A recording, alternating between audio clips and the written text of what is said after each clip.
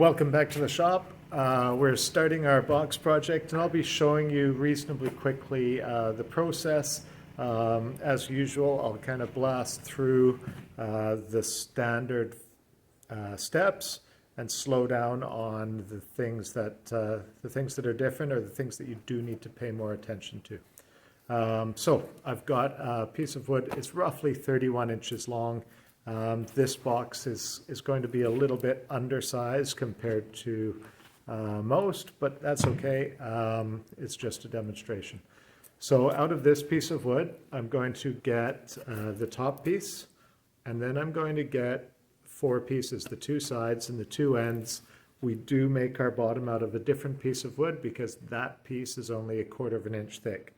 As I work through this, you'll notice that I do aim to get rid of that knot. This one's okay for this demonstration box, but I am going to try to avoid that. And we'll just cruise through from here.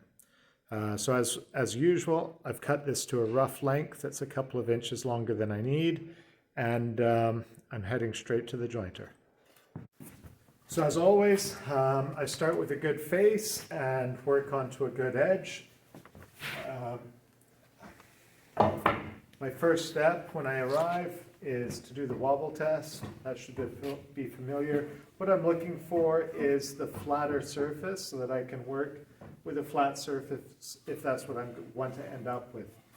So for face jointing, always left hand push block, right hand push block.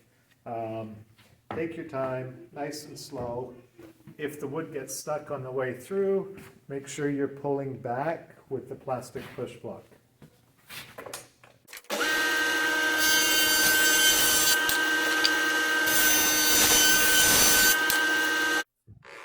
So I've got a good face now, relatively good face. There's a couple of small spots that are a problem, but we'll be able to take care of those as we work at the thickness planer or the table saw. So I am aiming to get rid of this knot, and I'm hoping that this edge will be straight enough that I can joint that edge. And so I do a wobble test over here. And it seems it's not rocking, so that'll work out.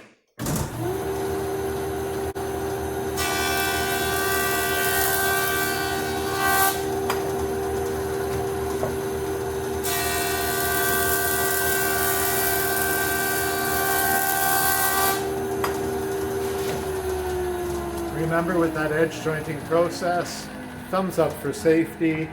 I'm holding the wood down, but not super firmly. I'm just making sure that it stays against the table. And the primary function of my left hand is to keep the wood up against the fence. Right hand is just to move it across the blade. I'm pushing mostly forward with that hand, keeping my thumb on the top. So I've got a good face, a good edge. It's a good idea to mark those, especially if you made a mistake and did both, but I'm off to the planer now.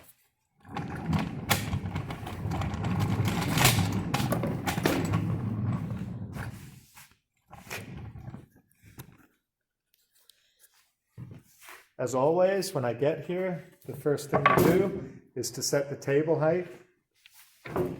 So I drop the table.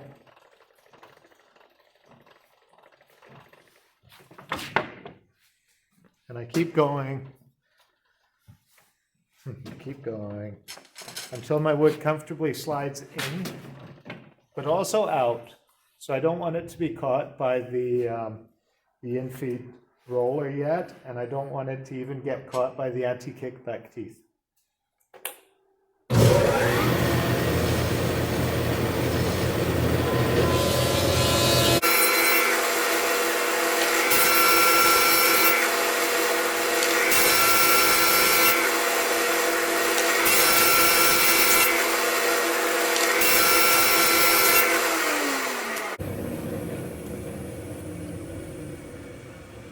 So I keep working here until I get my desired thickness. In the case of a lift-off lid, it's 3/4 of an inch thick.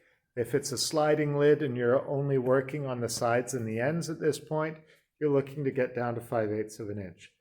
So I'm going to stop here, turn the dust collector on, and finish getting this piece down to 3/4.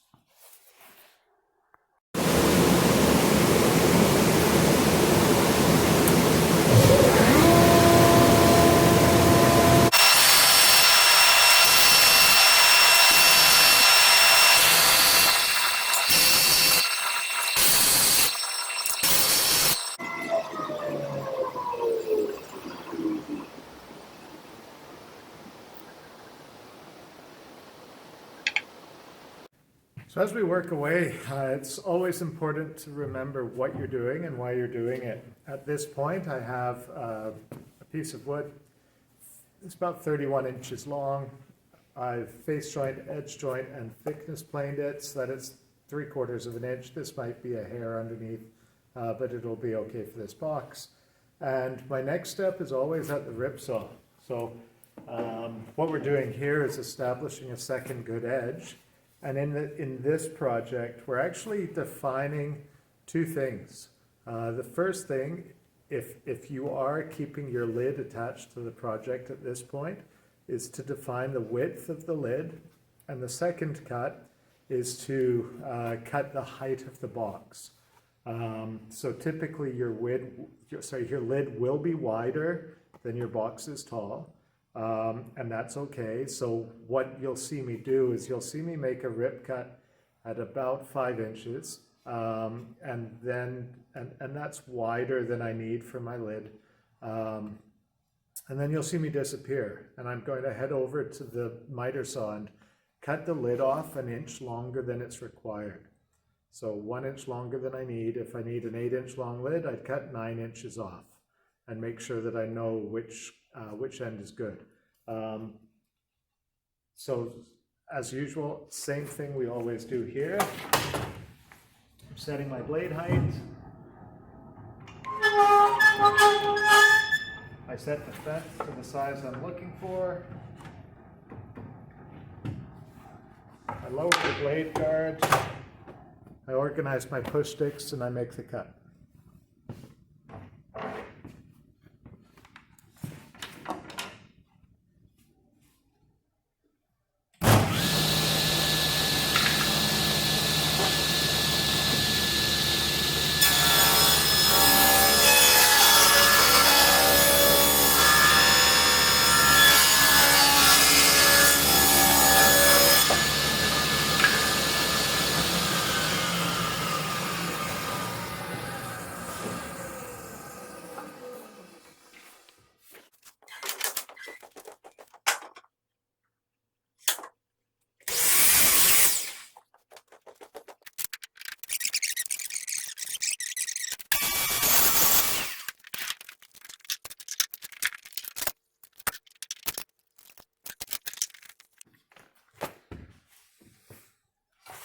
I'm not sure if I'll cut that into the video or cut it out. We'll see what happens. Anyways, we're making a dado, and the bottom is what fits into that dado. A lot of people want to go ahead and cut this piece to final length at the moment so that you have your 4 pieces cut out. And this piece of wood will give me my 2 sides and my 2 ends for the box. But I always recommend that I cut the dado in all 4 pieces when they're together like this. It makes sure that, that the grain can line up. So if you're really worried about the grain on the side of the box, you can make sure that, especially on some woods where there may be a color difference from the top to the bottom, or a grain pattern difference. But it's also safer to make 1 long dado than it is to make 4 short ones.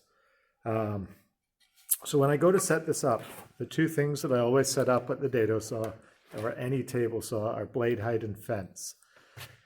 And for this step, we're looking specifically at the end of the board. So when I take a look at this, the thing that I always say is that everything in life needs balance. And the concept here is, as we move the fence left and right, we either increase the space inside the box and decrease the space underneath the box, or we increase the space under the box and decrease the space outside of, or on the inside of the box. If we go too far in either direction, it's a problem. So if we bring the dado right into the middle, we end up with a small spot for things inside our box. Which is the point of a box, right, is to put things in it. And if we take the dado all the way down to the bottom, that little piece of wood that's left over becomes really weak. So left and right, where we want to leave at least 1/4 of an inch 7 or 8 millimeters is usually better. And the same thing can be said for the blade height. So if I set the blade so that it's really, really quite high, we're going to have a weak bottom joint. It will also make it really difficult to do the rabbets a little bit later on. If I set the blade really low, it makes it really easy to do the rabbet joints, but then it's really hard to make the bottom the correct size, and it's more likely that the bottom will fall out. So what we're looking for in terms of blade height is just over or just about half the thickness of your wood. So I'll frequently just draw a line. I'll sketch a line on the edge of the board that's at the half thickness or half of the thickness. And then what I'm aiming for the end is that I have at least about 7 millimeters there is kind of happy. So the blade width that we're using is 1/4 of an inch or 6 millimeters. So I want a little bit more than that here. So blade height and fence, it's all about balance. We don't want to make our project too weak. Now this is set up for cross-cutting. So this is not the setup that I want to see when I arrive here. I will be dropping the blade guard as always, and I'll get rid of that miter gauge.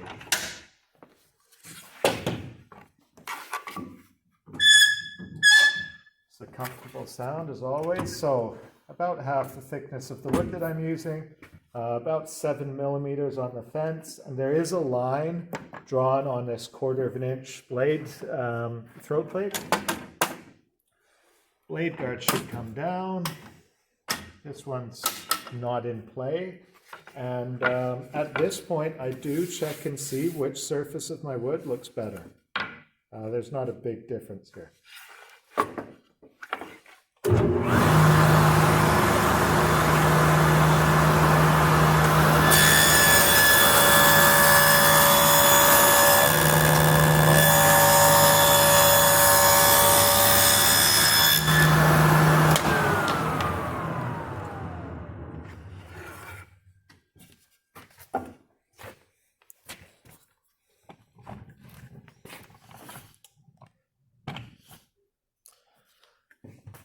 Okay, so there's my dado. When I finish that cut, I do want to check it. If you're not holding the wood down firmly and it lifts up a little bit, you can end up with a bouncy dado. And the problem with that is it makes it a little bit more difficult to make sure that our bottom fits. So when I finish that cut, if I'm at all concerned, I take a pencil, I take a tool, screwdriver. It's totally up to you. And what I do is I pinch the tool so that it's sitting in the bottom of the dado. Then I slide it along, and I slide all the way along. If there's bumps, I'm losing you. If there's bumps in that dado, you'll feel them. And the fix for that is super easy. Just go and make the cut again. Don't move the fence, don't move the blade height. Double check before somebody else starts using the saw and before they change the blade height or the fence location. So here's my dado. I'm going to stop there. The next step is going to be cutting my sides and ends into length, but that'll be in part 2 of this video.